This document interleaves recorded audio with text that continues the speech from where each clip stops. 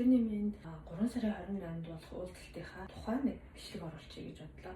3 сарын 28-нд хагас өдөр таарж байгаа. Тэгээд хавар болоо цохороо цэцгэлээд бас айгу гоё ах гэж бодоод байна. Нэг бичлэгний өмнө би нэг зар оруулсан чинь Токиогоос хэд хэдэн хүмүүс асууж байна. Тэгээд би одоо Нагояд хийх гэж төлөвлөж байгаа. Хол хүмүүстэй болохоор бүр ирээрээ гэж тулгаж хэлж чадахгүй байгаа ч гэсэн хэрвээ цаг зав боломжоо гаргаад бүгдээрээ ирэх юм бол үнэхээр гоё уулзалт болох хаа гэж бодож байна. За тэгээд та бүхэн маань асууж байгаа хүмүүс маань цаг зав зохицуулаад ирэхийг бодоорой.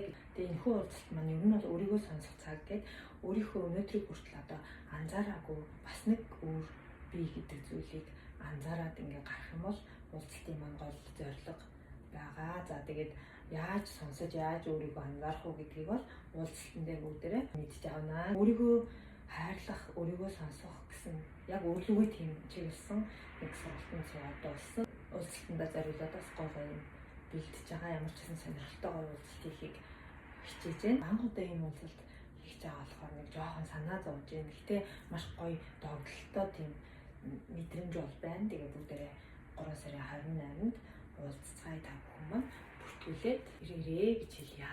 Баярлалаа.